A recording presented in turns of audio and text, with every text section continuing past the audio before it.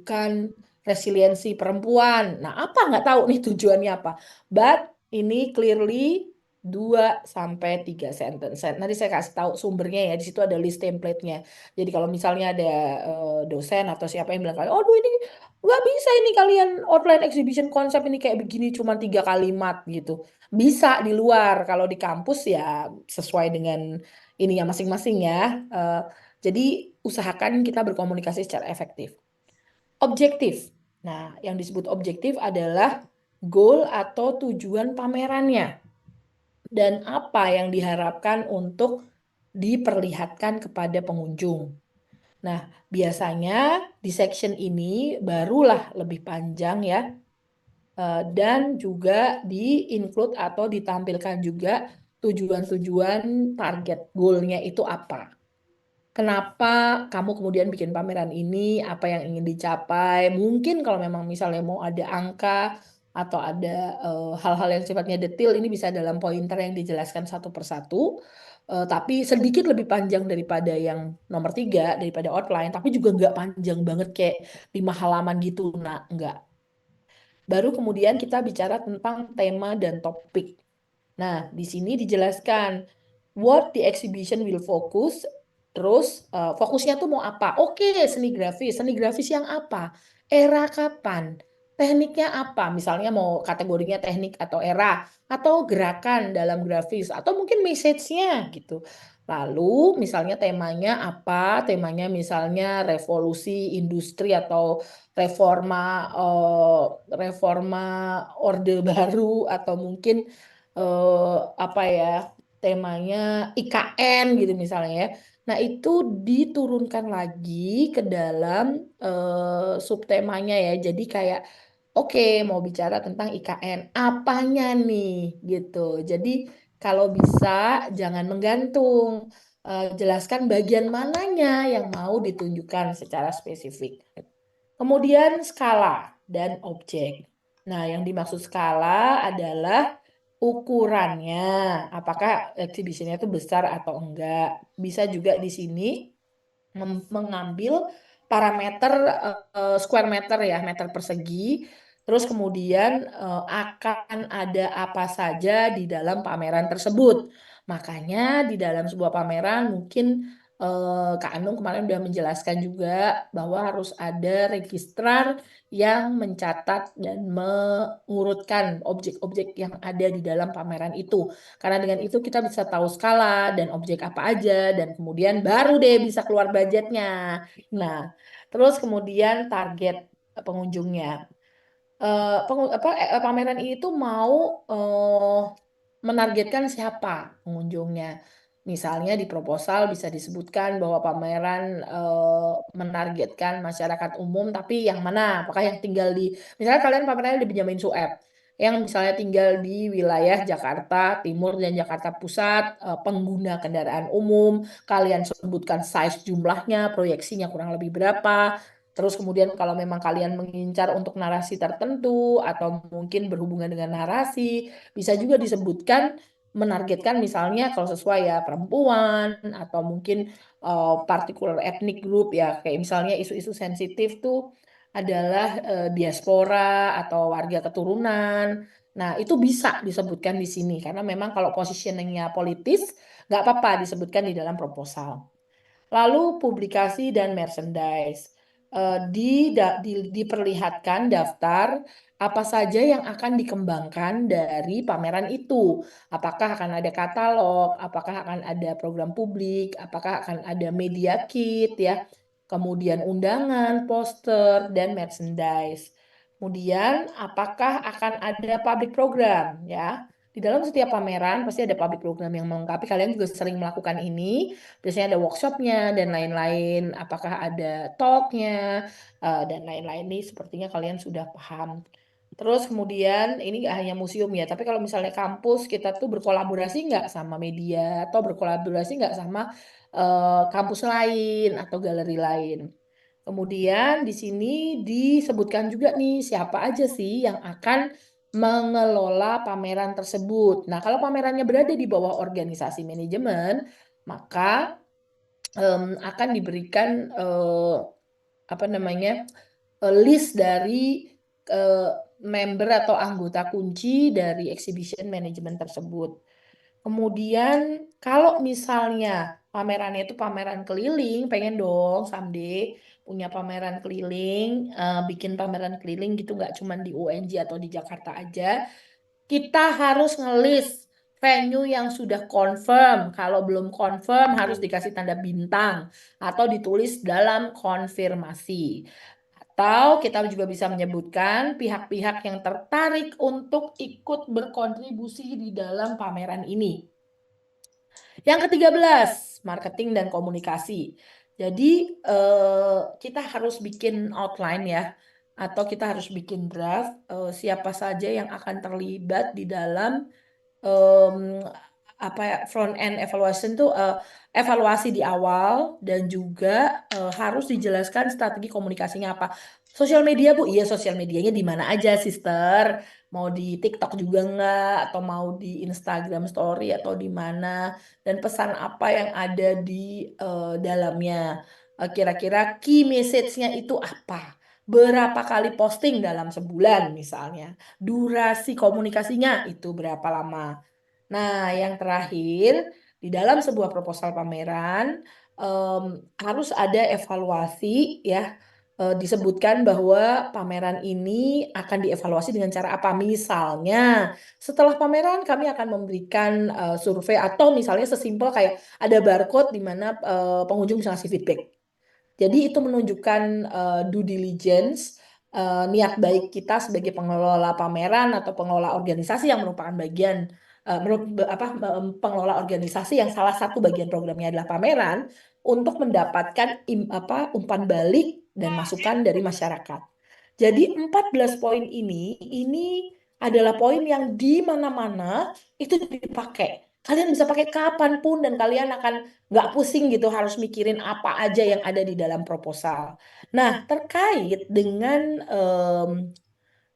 scale dan objek ini ya, ketika objeknya melibatkan karya seni, maka kan akan disebutkan karya seni apa saja yang ada di situ. Nah, di belakangnya harus ada biografi perupanya. Jadi, termasuk di antaranya kamu ngasih lampiran, aku tambahin, attachment, itu atau aneksnya, artis bio. Artinya biografi artisnya yang akan terlibat itu ditaruh di belakang. Nah, ini yang disebut dengan indikatif budget itu ngasih tahu gitu loh kurang lebih tuh habisnya berapa. Nah, ini disebut. Nah, biasanya kalau sponsor udah serius atau penyelenggaranya udah makin serius, maka dia akan minta detail budget. Detail budget ini baik budget pameran maupun organisasi hari ini akan kita bahas. Oke, nanti aku akan kasih linknya. Jadi ini semua bisa di-download dari yang namanya Amaga Asosiasi. Sebentar, aku tunjukin deh Amaganya. Mana ya? Sebentar ya. Jadi ada sebuah asosiasi yang, hang on, where's the Amaga? Oke, ini aku kasih linknya juga. Copy. Ya ini langganan semua orang museum. Jadi insya Allah bisa dipertanggungjawabkan dan berlaku secara internasional. Saya cat ya. Di sini ada semua template yang kalian akan butuhkan secara praktis. Secara akademis kita udah bicara tentang Derek Chong, kita udah bicara tentang em, apa berbagai teori manajemen. Tapi yang kurang dari perkuliahan di UNJ itu adalah praktiknya. Jadi saya akan coba kasih kalian yang praktikal. Udah bisa lihat dong di ini saya screen. Udah? Udah Ibu. Oke. Udah Bu. Nah, linknya sudah saya kasih di chat WhatsApp. Sorry, chat Zoom. Ini adalah salah satu andalan para pengelola museum dan pameran ya. Saya kasih rahasianya. Di mana di sini kalian bisa nemuin semua template yang sekiranya dibutuhkan untuk pameran maupun organisasi. Misalnya, Bu, saya bingung Bu, bikin communication action plan. Noh, ada template-nya. Tapi template itu nggak harus layoutnya kayak begitu ya. Ini cuma konsepnya aja. Kemudian Bu, saya nggak ngerti Bu, kemarin Kak Anung bilang tentang condition report. Emang reportnya harus kayak gitu? Beda juga nggak apa-apa nih, ada. Bu, kemarin Kak Widi cerita tentang konsultan apa kontrak apa pihak ketiga. No, ada konsultan kontrak template-nya kayak apa? Aduh, kemarin ceritain soal education kit program. No, ada nih. Touring saya bingung Bu kalau mau exhibition keliling Indonesia tuh gimana ya cara ininya budgetnya nih ada nih nanti kita buka ya nih kita download kita buka terus kemudian nih kita download kita buka. Terus kemudian gimana cara Bu saya nggak ngerti bikin timeline ada.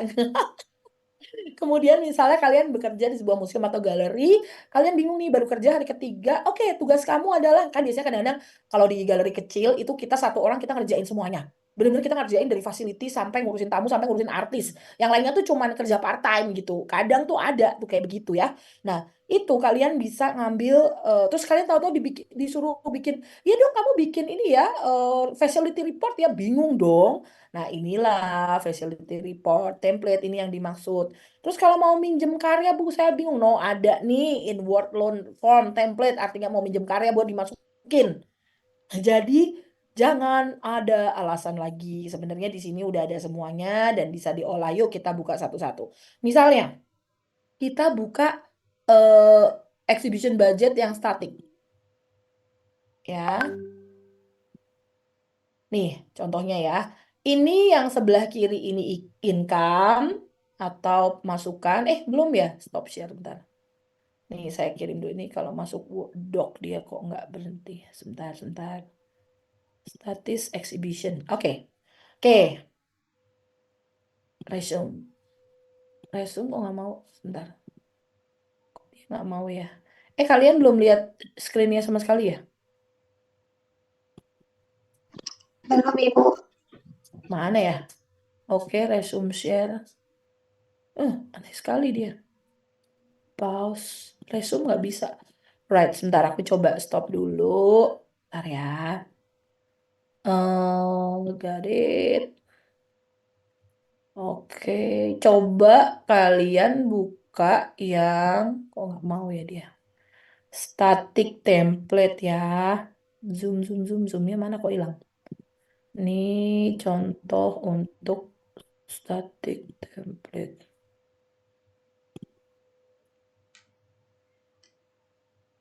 Hmm, that is so weird. Sebentar.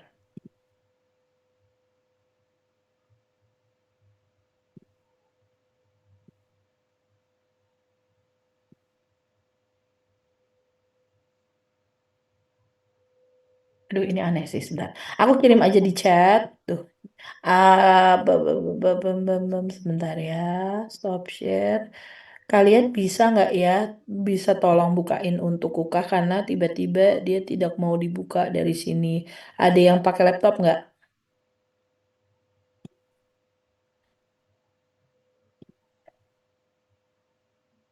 Nih, oke coba dibuka silakan. Di chat box udah ada status exhibition budget yang saya download dari website yang tadi. Oh, you have to select multiple window.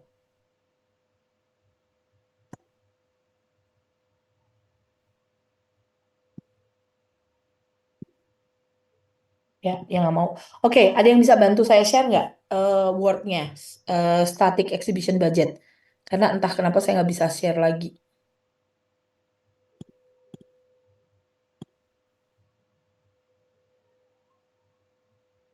Oke, ada yang bisa bantu share, mengunduh yang di bawah.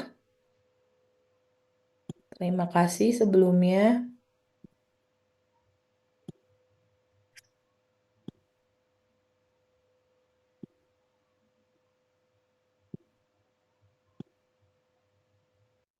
Saya bisa Bu, sepertinya. Oke, silakan Nadira, makasih ya. Aku coba multiple participant can share. Pakai handphone juga nggak apa-apa nih. Aku nggak bisa share lagi nih, nggak tahu kenapa. Dia nggak mau share screen.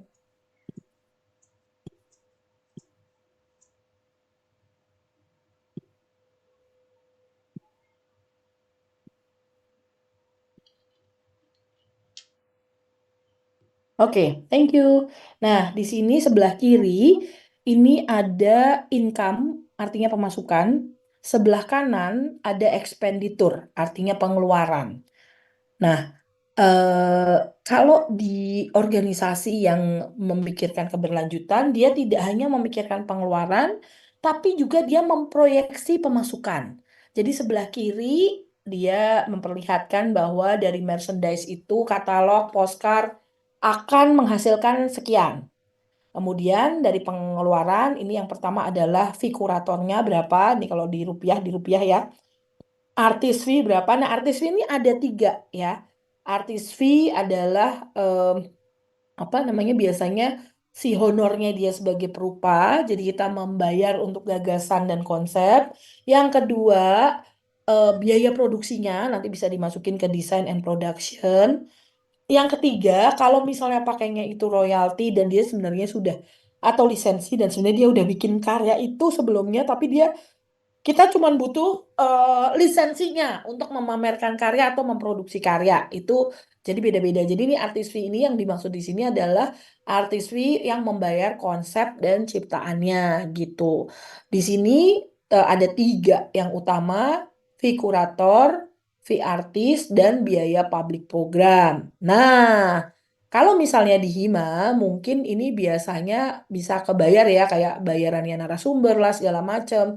Yang kita suka lupakan kalau misalnya di program-program kampus itu adalah yang di dalam yang sudah terjadi. Yang pertama adalah kalau di income berapa dana museum atau dana galeri buat pameran tersebut. Dan yang sudah dibayarin sama museum. Jadi kalau ini tuh ceritanya kalau misalnya eh, apa namanya si volunteer itu dia memberikan servis cuma-cuma. Nah, terus sponsorshipnya berapa? Jadi kalau di Australia, kalau kita bekerja sebagai volunteer, itu kan bahkan transportnya itu nggak dikasih. Makan juga nggak dikasih. Tapi kita itu dihargai secara per jam dan disebutkan seperti ini. Misalnya, kerja kita itu dianggap dibayar $20 per jam. Maka misalnya kita bekerja 100 jam, kita disebut oke, terima kasih Aprina, kamu sudah menyumbangkan $2.000 ke misalnya museum X atau galeri X atau institusi X gitu. Jadi di sini dimasukkan tuh, karena volunteernya di sana nggak dibayar. Nah, kalau di kita mungkin justru expense volunteer ini pindah ke pengeluaran.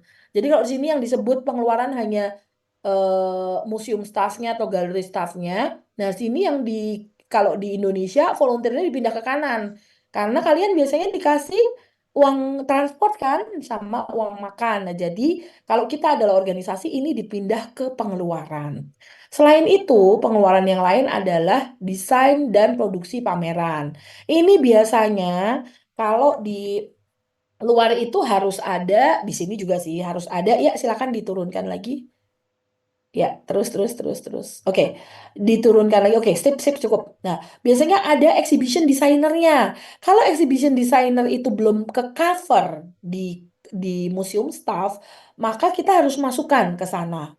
Karena nanti biasanya penata pamernya itu harus dibayar honornya. Itu bisa dimasukin. Jadi nanti kalian lihat sendiri nih. Aduh, ini ada yang belum masuk nih kayak ini, Bu. Oke, terus di dalam desain dan produksi pameran itu ada panel desain, butuhnya berapa untuk produksi. Produksi itu maksudnya dari mulai desain sampai cetak ya. Terus kemudian produksi, jadi di sini dia misahin nih, desain berapa biayanya, cetak berapa. Nah kalau memang, oh Bu ini gelondongan Bu, ini di mana namanya, deket Rawamangun tuh. Di sana di Balai Pustaka tuh udah gabungan semua gitu walaupun desainnya ngaco gitu ya. Ya udah berarti digelondongin aja desain and production berapa. Tapi kalau emang harus kepisah, oh desainnya kita bayar adik kelas Bu. Oke, berapa bayarnya? Produksinya kita baru tuh ke Senen gitu, tulis berapa. Terus displaynya berapa? Kemudian ini jangan lupa nih penting nih audio visualnya misalnya kayak butuh berapa headset, kemudian speaker dan lain-lain.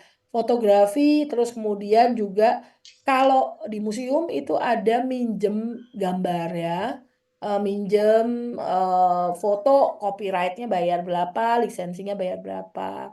Nah, di Education Kit ini juga ada satu, dua, tiga part bagian. Jadi kalau misalnya kalian bikin education kit, misalnya kayak buku kecil buat panduan pameran atau kalian mau bikin festival seni rupa UNJ atau kalian mau bikin mural festival gitu ya. Nah, tapi kalian pengen nih anak-anak yang masih kecil juga terlibat. Terus kalian mau bikin education kit gitu. Nah, itu dibagi tiga lagi. Yang nulis harus dibayar, sister, nggak gratisan. Oke, penulisnya berapa si buku kecil itu? Terus desainnya berapa? Kemudian produksinya, nyetak-nyetaknya itu loh, berapa? Kemudian juga kita harus ngitung undangan. Undangan itu berapa? Terus nyetaknya, desainnya gitu ya. Kemudian merchandise-nya, desain dan produksi berapa? Jadi semuanya tuh harus harus detail kalau bisa. Terus kemudian kan biasanya bikin website sendiri ya. Kalau sekarang sih paling-paling kan kalian bikin Instagram sendiri atau account TikTok sendiri gitu atau account apa? Oh, bukan Twitter sih, Medium sendiri gitu ya. Nah, ini harus dihitung untuk developmentnya itu butuh berapa, hostingnya berapa, domainnya berapa, perawatannya berapa, itu harus ditulis di sini. Kemudian objek support tuh misalnya kayak, oh ini butuh dia objeknya nggak bisa berdiri sendiri gitu ya, dia butuh penahan. Nah itu secara fisik. Kalau yang tidak secara fisik, oh ini objeknya, objek instalasinya ini ada pasirnya harus diganti pakai pasir kucing gitu harus diganti tiap dua hari sekali gitu misalnya. Nah itu mesti masuk di sini biayanya berapa. Konservasi itu jadi eh, perawatan si museum, perawatan si objek sampai siap pasang, dan juga perawatan pada masa pameran dan ketika di storage kalau kalian di sebuah organisasi museum atau galeri ya. Nah, si konservasi ini setidaknya kalau pas mau pameran itu adalah stretching kanvas di atas kayu gitu ya, di atas si frame-nya itu. Nah, untuk yang super profesional dan super senior, untuk full time itu bayarannya sekitar konservator sekitar 60 juta per bulan. Tapi kalau misalnya dia hanya datang, ini super senior ya, dia hanya datang aja, kemudian melihat kondisi gitu ya, itu bisa antara karena jangka pendek itu 1 sampai 2 juta per jam. Nah, jadi kira-kira kalau dilihat dibutuhkan berapa jam untuk stretching. Nah, Bu, tapi kita belum mampu, Bu. Kita malah mau belajar konservasi aja sendiri. Oke, tapi pastikan memang yang mau belajar ini setidaknya mau baca atau pernah magang konservasi gitu. Nah, untuk yang junior biasanya dihargainya adalah minimal UMR 1 bulannya. Kalaupun tidak bisa tidak dalam per bulan, misalnya berupa part time, itu bisa dihargai sekitar kalau nggak salah 1 jamnya 100.000 untuk konservator gitu. Nah, jadi ini budget ini harus ada. Kalaupun misalnya kalian belum mampu, bisa aja ditulis konservasi misalnya nol saat ini belum membutuhkan atau dilakukan konservasi mandiri gitu. Terus di sini juga disebutkan produk project lain atau produksi lain yang membutuhkan biaya. Misalnya pembuatan frame itu berapa? Freight itu pengiriman dari dan sebelum ke venue. Kalian tahu nggak? Pengiriman ke luar negeri itu mahal banget. Karena tuh dari masuk ke sini dan keluar ke sana ya. Lebih lebih mahal masuk ke sini karena customnya itu ketahan itu miliaran, belum lagi asuransinya. Jadi kalau kita running real organization, banyak banget dana yang harus keluar. Nah, di sebelah kiri ini ada grant atau hibah. Hibahnya itu bisa dari pemerintah ya, atau juga dari pemerintah daerah. Jadi kalau di Amerika tuh dan Australia ada federal government, ada state government, ada local government gitu. Kalau di kita tuh ada misalnya apakah dari kementerian, dari Pemda, atau dari negara yang sifatnya independen, atau mungkin dari kan banyak ya NGO gitu kayak misalnya Gute, British Council, Erasmus, mereka bikin program-program hibah gitu. Oke, ke bawah ada lagi nggak, Nak? Nadira? Oke, lanjut. Oke, stop, stop ya. Nah, kalau di dalam sebuah organisasi, nah ini bedanya nih. Biasanya kita bisa bantu untuk membership corporate. Terus juga membantu teman-teman yang filantropi ya, yang ingin menyumbangkan, mendonasikan para sosialita itu tuh, yang mereka memang care sama seni, sama budaya, itu bisa disebutkan sebagai income. Tapi kalau kasusnya kita adalah pameran, agak sulit untuk membuat membership gitu, karena kan pameran sifatnya tidak tetap kan, pameran temporer. Jadi otomatis sponsorship yang terjadi itu mungkin hanya corporate sponsorship atau mungkin sekali atau dua kali aja, kecuali bentuknya festival ya gitu. Dan perlu diketahui juga bahwa penganggaran itu berbeda setiap institusi. Kalau institusi negara, dia akan semuanya berhenti di November, maksimal Desember, dan di bulan Januari, Februari, Maret itu dana belum cair. Nanti cairnya bulan April dan harus ngejar-ngejar sampai ke Agustus. Kurang lebih seperti itu. Oke, kita udah tutup dulu. Yuk kita bandingin sama yang traveling exhibition. Ini moga-moga aku udah bisa share ya. Oke, aku belum bisa share, jadi aku download aja sebentar. Hmm, ini ada yang touring exhibition budget. Nah, si touring exhibition budget ini cukup menarik sebenarnya. Karena dia berbeda sedikit sih dengan yang statik. Ini bisa nggak nih? Touring, touring.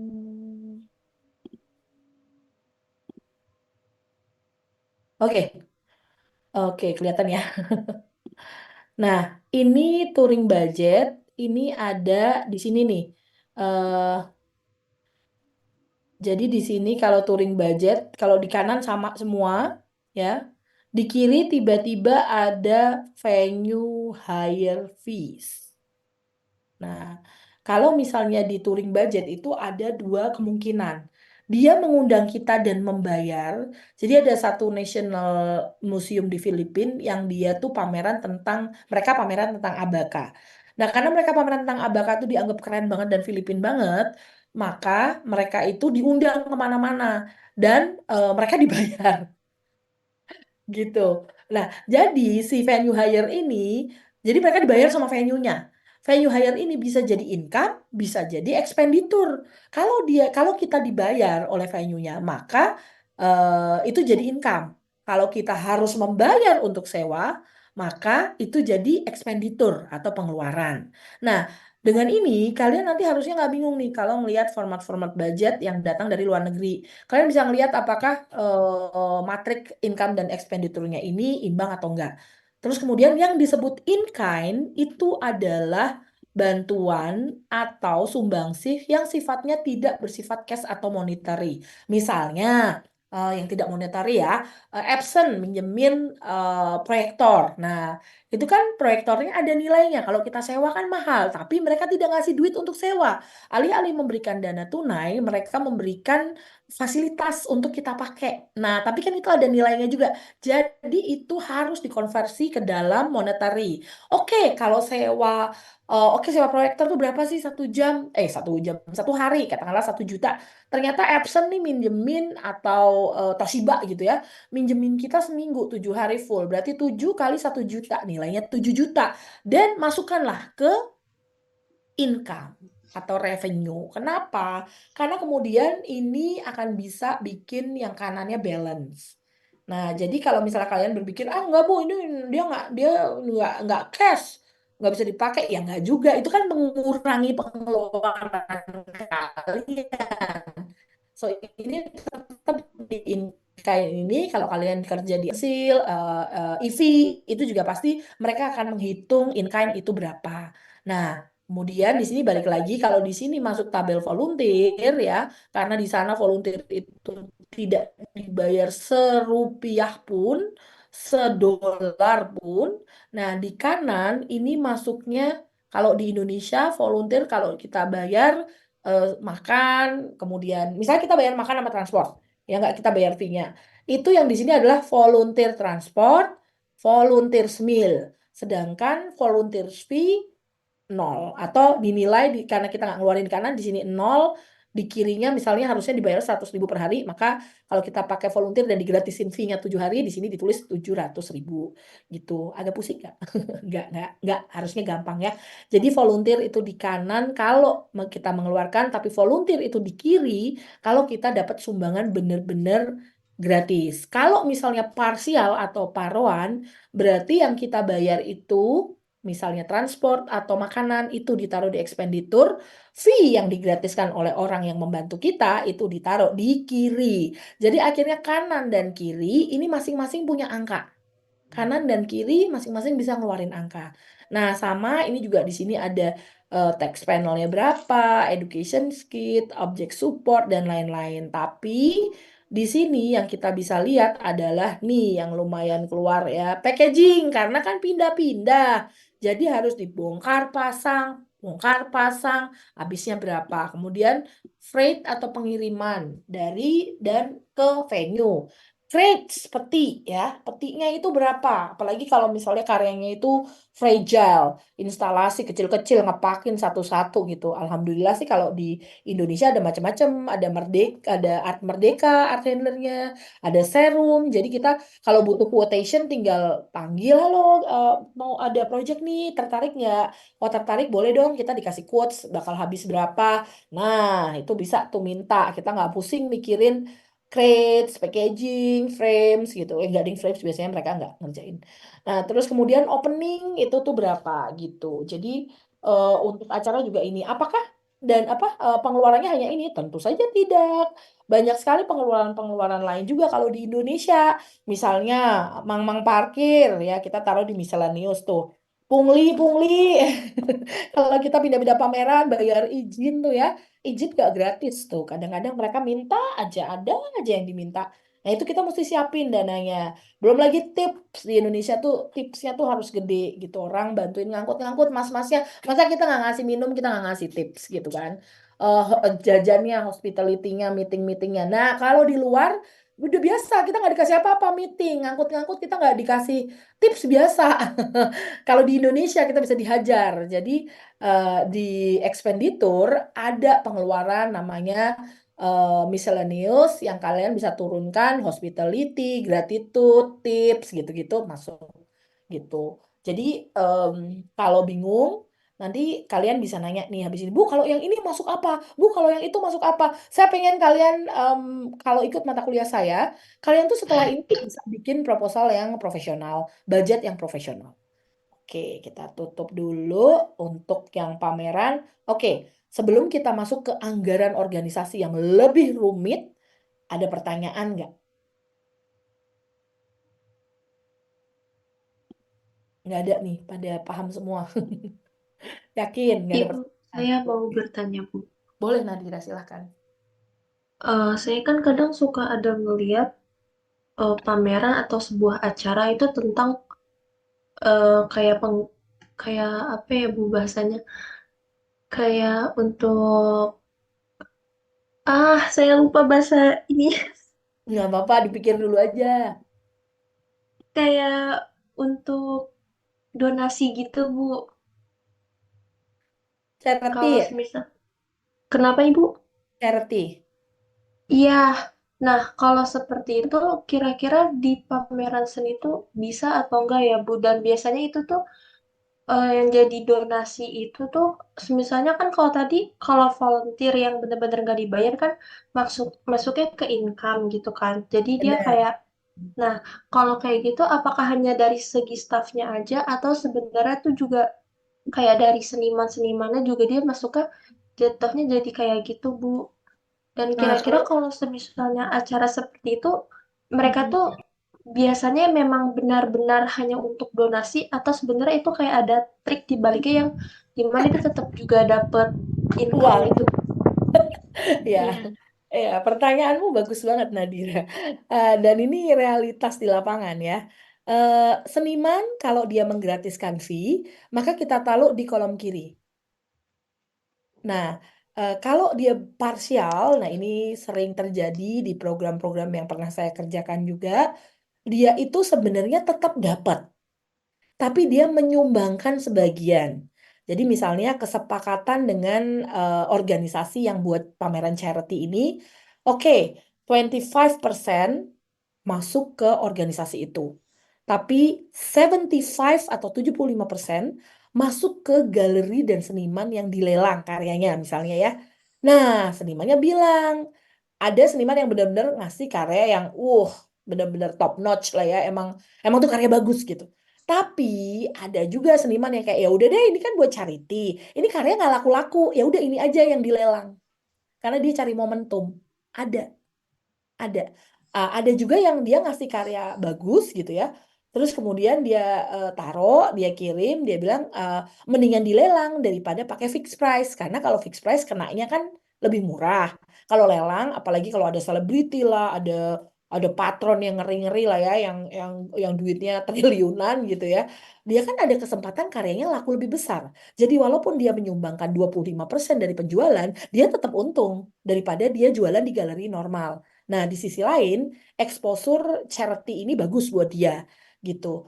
Tidak dipungkiri bahwa charity ini sering ditunggangi oleh marketing-marketing perusahaan-perusahaan besar untuk membersihkan nama baik mereka. Jadi, misalnya ada sebuah bank, dia tuh ada kasus money laundry misalnya. Nah, terus supaya orang teralihkan, bagian marketing communication ya dia bikin project charity exhibition, dia bikin anggaran.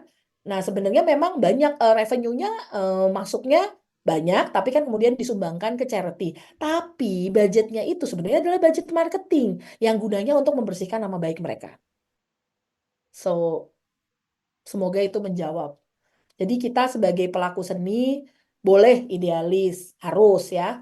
Tapi juga kita nggak boleh naif melihat orang-orang yang misalnya menggunakan em, nama charity atau kata volunteer gitu ya, untuk kemudian mengeksploitasi kita. Kita harus lihat nih, ntar dulu nih agendanya apa nih, gitu. Jadi kurang lebih kayak gitu, Nadira. Baik, terima kasih Ibu. Apakah menjawab atau perlu penjelasan lebih lanjut? Cukup terjawab Bu. Ternyata realitanya memang sesuai dugaan. Betul, tapi nggak semua ya, Nak. Ada juga yang benar-benar ya luar biasa ini ya. Memang untuk pejuang di narasi tersebut atau pesan tersebut dan dia berjuang sudah lama. Taunya gimana?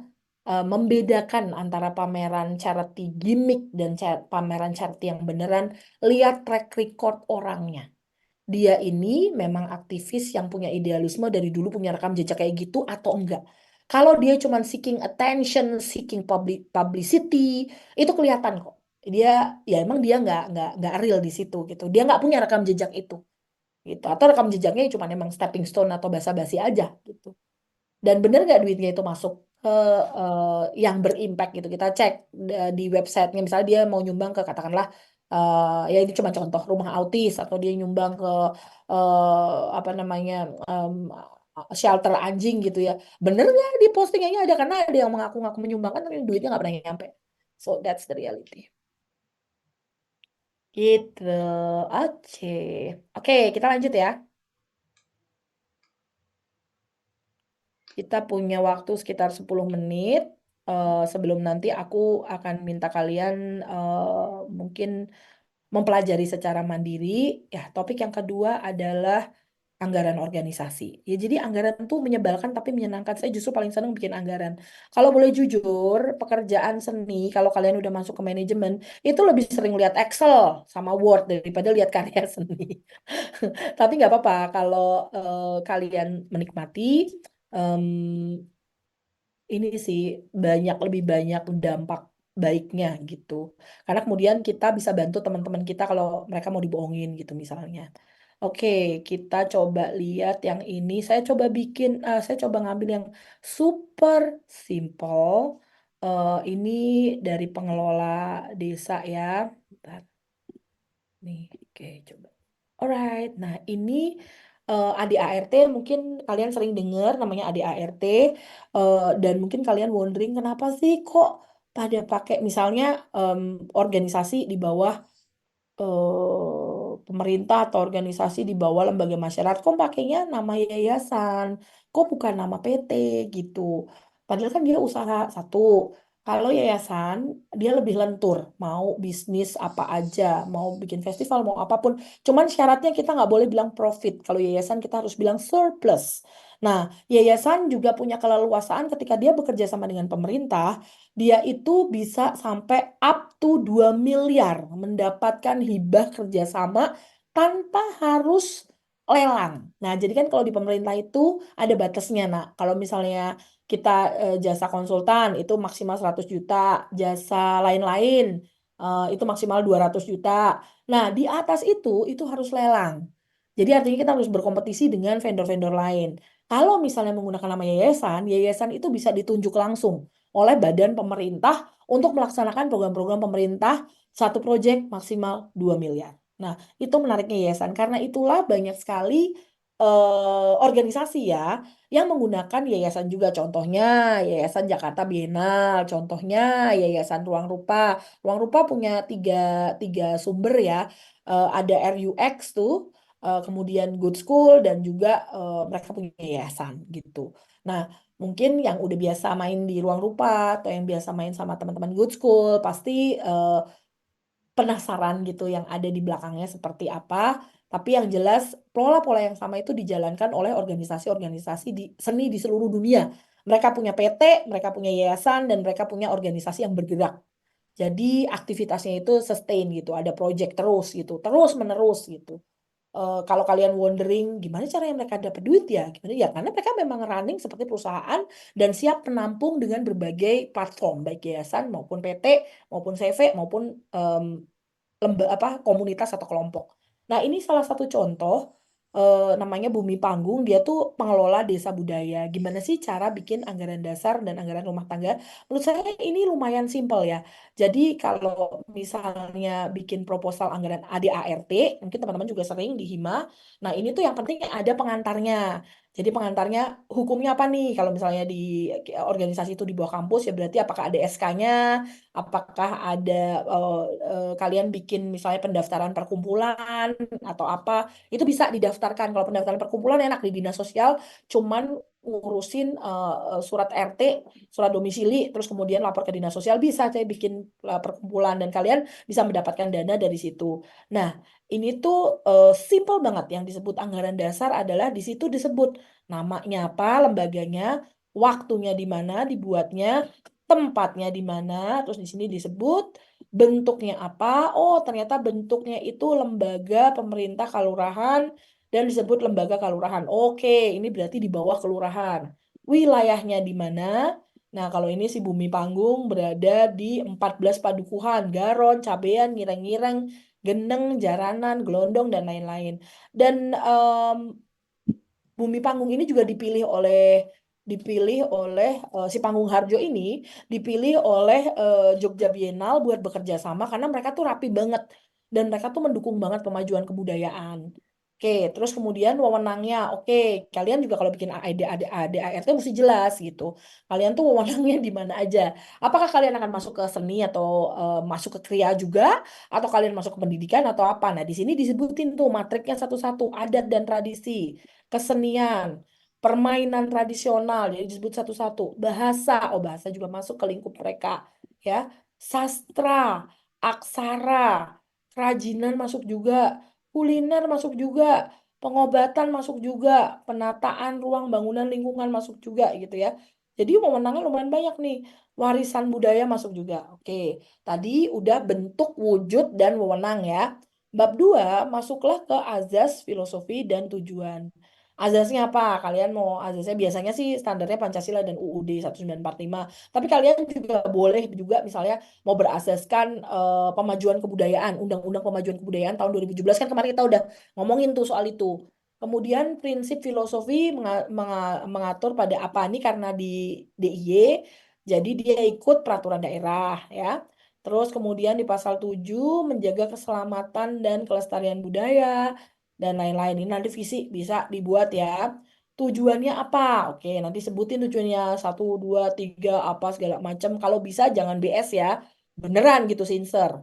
Terus kemudian fungsinya ngapain aja sih? Kamu tuh bikin lembaga mau mau apa? Mau bikin apa? Gitu. Kemudian eh, kedaulatannya seperti apa? Oke, oh di bawah pengurus lembaga itu di bawah kelurahan. Nah, terus ini disebut nih strukturnya. Pengelola hariannya siapa? Nah, jadi, pembentukannya seperti apa? Apakah berdasarkan rapat atau dibangunnya seperti apa? Terus dikukuhkan kapan? Nah, terus bagaimana menetapkan musyawarah? Musyawarahnya dinyatakan apabila hadir seberapa, kalau nggak bisa ketemu, apakah bisa lewat virtual. Apa yang diakui itu juga keabsahan bisa dihitung di situ. Apakah signatur online, digital, itu juga bisa diatur, jadi bisa ditambahkan. Kemudian masa baktinya berapa lama? Oh, ini 5 tahun, bisa dipilih lagi 2 periode. Oh, keuangannya sumber dananya apa aja? Oh, ada ini. Nanti bisa masuk tiket juga misalnya. Lambangnya kayak apa? Semboyan dan penutup. Nah, baru kemudian eh, ada di situ pasal-pasal tentang hak dan kewajiban. Nanti bisa dilihat sendiri. Saya akan masukin ke chatnya. Kenapa sih ADART ini penting? Nah, ADART ini sangat penting karena kalian nantinya, sebentar, one stop share. Nantinya kalian tuh kalau mau daftar yayasan, daftar organisasi, kalian tuh harus ngasih ADART. Kalian mau bikin yayasan, nggak ada ADART nggak bisa. Nah, menurut saya ini salah satu yang paling simple. Nih saya sudah share linknya, yang kalian bisa jadikan apa ya namanya eh salah satu apa acuan gitu. Nah, kalau misalnya udah terjadi nih, ntar, mana ya tadi? Dan oke. Oke. Nah, kalau misalnya kalian udah apa, udah buat yayasan, kemudian mau didaftarkan, yang penting ada ADART-nya, kalian tuh akan bisa lebih leluasa untuk mengelola itu karena itu adalah sistem governance yang akan kalian pakai. Nah, kalau misalnya nggak kayak gitu gimana Bu? Ya bisa sih, tapi nanti kalau berantem atau apa susah. Kalau misalnya kita nggak mau bikin lembaga, tapi kita mau mengesahkan aja biar jadi peraturan, gimana Bu? Bisa datang aja ke notaris. Notaris tuh fee-nya dari mulai 700.000 sampai tak terhingga ya. Jadi kalau kalian cuma mau ngesahin surat aja, atau bisa pakai materai dulu, sementara juga bisa. Nah, terus setelah itu terbentuk, terus kalian punya dana dan lain-lain, ada yang bikin capek ya, yaitu setiap tahun kalian harus bikin laporan tahunan, apalagi kalau terkait dengan dana-dana yang kalian pakai. Nah, ini salah satu contoh laporan tahunan dari DKJ. Ini kayak begini nih, laporan tahunan kegiatan. Ada kegiatan apa aja? Mungkin kalau yang biasa di organisasi udah tahu kayak apa, makanya kalau dibilang, oh organisasi itu emang penting ya Bu ya. Iya, penting. Karena kalian akan belajar nak untuk bertanggung jawab. Tapi jujur, saya sendiri bukan orang organisasi. I wish saya waktu di kampus ikut organisasi, tapi saya nggak ikut karena belum ada kesempatan waktu itu. Nah, ini kalau misalnya Dewan Kesenian Jakarta, ini kurang lebih laporannya seperti ini ya. Jadi tadi adalah ADART, ini adalah laporannya. Oh, tapi ini buat organisasi aja ya, Bu? Ya, nggak cuma buat organisasi sih. Kalau misalnya kalian bikin festival semacam bienal, itu juga ada laporannya. Bahkan kalau bienalnya ini terkait dengan bienal yang apa ya, em, fasenya lama gitu ya, prosesnya lama. Oh, lihat nih laporan banyak banget ya. Itu kalian harus juga melakukan follow up dan juga engagement sama publik sebagai bentuk integritas kalian dalam bikin organisasi. Saya kasih contohnya, ini ada sebentar. Oke, this one is where's the example? Oke, ini adalah contoh buletin, buletin lagi. Bentar ya. Ini adalah terbitan triwulan. Jadi tuntutan kalian kalau makin organisasinya ini makin kuat ya, pengaruhnya makin berat juga kehidupan kalian sebagai manajer seni. Ini contohnya, ini pameran, ini sebenarnya Biennale itu antara pameran dan festival ya. Biennale Jogja, ini mereka bikin terbitan triwulan, capek nggak? Jadi mereka nggak cuman bikin apa? laporan tahunan sis, bikin terbitan triwulan aja supaya mereka bisa mempertanggungjawabkan kerja-kerja mereka ke masyarakat gitu. Bahkan tidak jarang mereka di sini juga menyebut budgetnya juga, mereka nyeritain tentang magang, kemudian mereka bikin artikel-artikel pendek ya. Seperti apa? Supaya apa? Supaya dapat trust atau rasa percaya dari para eh, apa donatur dan para pemberi dana. Oke, nah ini kurang lebih kayak gini. Saya akan em, kirim linknya supaya kalian bisa baca dan pelajari. Ini linknya. Oke, ini linknya. Nah, Bu, kalau organisasi budgetnya bebas nggak? Dibilang bebas, iya. Dibilang enggak, ya enggak. Ada 3 budget yang paling penting kalian em, serahkan di organisasi ya. Yang pertama adalah budget anggaran apa SDM. SDM. Ya, yang kedua adalah anggaran fasilitas, pengadaan fasilitas dan juga keperluan yang sifatnya tidak habis pakai. Yang ketiga, yang sifatnya habis pakai, kertas, kemudian apa ya, makanan, stok, segala macam. Nah, yang terakhir baru adalah anggaran program. Udah, organisasi itu cuma 4 itu aja sebenarnya. Nggak ribet, tapi sub-sub atau bawahnya yang agak ribet. Oke, baik. Alright, ini udah hampir jam 8 ya. Mungkin kalau ada pertanyaan satu aja, habis itu kita tutup istirahat, habis itu kita masuk ke WIK, ke yang ikut WIK dan kewirausahaan. Apakah ada pertanyaan tentang ADART, anggaran pameran, kemudian juga, sebentar ya, saya kasih link lagi.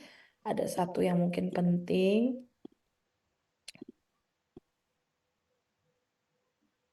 Oke, nah ini ada satu dari Wallace Foundation.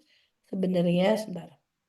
Ini lumayan bisa buat jadi referensi untuk budget organisasi non-profit. Kenapa non-profit? Karena kita di edukasi dan seni. Mostly kita di non-profit. Apakah non-profit terus nggak punya duit? Enggak. Tetap non-profit punya uang. Karena dia tetap harus menggaji ya. Bukan berarti terus yang di dalamnya itu nggak ada duitnya sama sekali. Memang gajinya lebih kecil, tapi nggak terus nggak digaji. Oke, ada pertanyaan nggak? Satu aja. Dan kita istirahat 10 menit dan ganti ke link selanjutnya.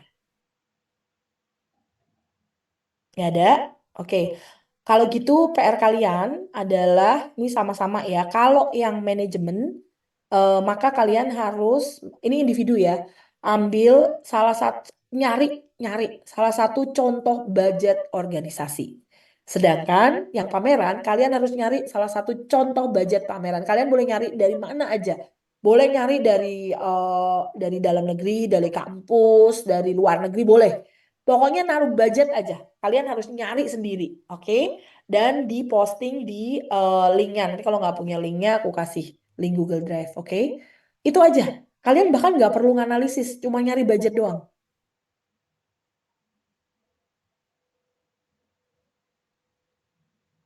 Jadi yang aku kasih dipelajarin terus ditaruh dan itu untuk batasnya hari Minggu ya. Oke, ada pertanyaan nggak? Nggak ada. 3 kali untuk UTS dan sesi konsul 3 kali untuk UAS. Tapi kalian cuma wajib datang 1 kali. Jadi aku nyediain slotnya 3 kali. Tapi kalian boleh pilih yang mana aja. Nanti aku akan kasih catatan kehadiran kalian ke PJ. Oke? Karena UAS sama UTS Oke, beda. Bu. Oke. Oke, aku tutup dulu. Mungkin kita ketemu lagi kalau yang ada ikut WIK dan kewirausahaan. Habis ini topiknya adalah Creative and Cultural Industry, juga mapping Creative and Cultural Industry di Indonesia. Oke, apakah ada pertanyaan? Nggak ada ya? Oke, saya tutup dulu. Ini PJ udah capture belum?